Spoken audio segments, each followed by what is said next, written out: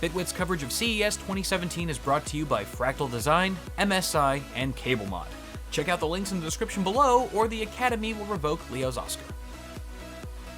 What is this? What does this say? Enthusiast Class Gaming 4K 60 at Ultra IQ preset with Doom. Yeah, okay, no big deal. Ooh, powered by Vega and Ryzen?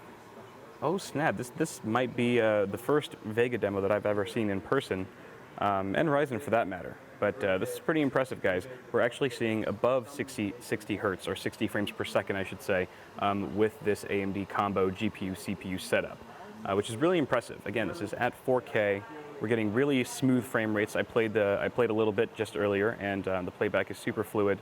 And AMD is super excited about this. They still have a lot of work to do, they say, but things are looking super promising right now. I'm saying super a lot because it's just a super word. But basically, I was talking to one of the reps, and he was telling me that the Ryzen chip that they're currently working with at the current state is just about on par with a 6700K. That's a Core i7 from Intel, which is definitely very promising. And as far as Vega is concerned, we're actually looking at perhaps right now, as of now, a 10% increase in performance over the GTX 1080. And mind you, that's with an engineering board and like alpha drivers. So imagine the possibilities. Hopefully we see an even bigger increase come final release date, but impressive demo right here for AMD.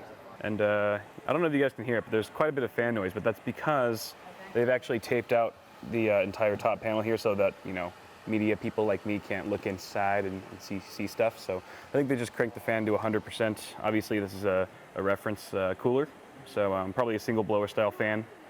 And look at this. You know, actually, if you feel the top here, it's really not too warm at all, which is a good sign, considering that this is all closed off with tape. It's pretty cool. And actually, it's fairly cool here. I can feel some heat, right about there. I can feel you, Vega. I can feel your heart beating close to mine, in sync, not the band. Okay, I'm done. And by the way, I forgot to mention this, but according to AMD, both the CPU and GPU in the system are running at stock speeds. There's no overclocking here, so that's also cool. Check out this bad boy. Holy smokes, this is an iBuyPower PC. So pre-built, of course, but still looks pretty glorious. Apart from just having a ridiculous amount of hardware in here in terms of GPU horsepower, we do also have our first look, or my first look actually in person, of the Asus Arica, or Arica. I think it's Arica AM4 motherboard. Yep.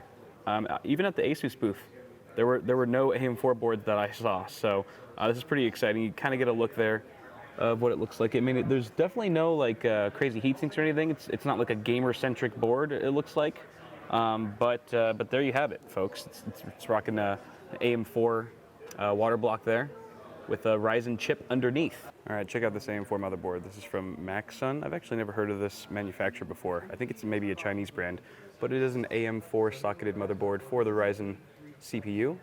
And you can see there's been a lot of like controversy on like why they changed their socket type. As most of you guys probably know by now, you are going to need to buy an AM4 specific CPU cooler in order to fit on this new socket. It's actually because the CPU, or the Ryzen chip, has more pins than the AM3 Plus platform did. So because of that, they actually had to widen the mounting points for the brackets, and that actually obviously requires a new cooler. So I thought that was kind of interesting. We finally have an answer. Maybe I'm just late to the party, but now we kind of know why you're going to actually need to buy a new AM4 cooler when these bad boys launch. Right here we're taking a look at a BioStar board. This is, it says racing on it. This is the B350 GT3. And of course, B350 is a different chipset than 370X. However, the cool thing is that even though it's a bit more mainstream and economical, you're still gonna be able to overclock your Ryzen chip on this chipset. So kind of get the best of both worlds, so to speak. And obviously, I don't know if you guys have heard this yet, but all the Ryzen chips will be fully unlocked, so you will be able to overclock them, pretty much any one with a motherboard of this caliber. Pretty sweet. All right, y'all, that is going to wrap it up for my coverage of AMD here at CES 2017. I want to thank my sponsors so much for making this trip possible: MSI, Fractal Design, and CableMod. Go ahead and check out their links in the description below for more information on that. Thank you all so much for watching, and stay tuned for more CES coverage of CES. That was awkward.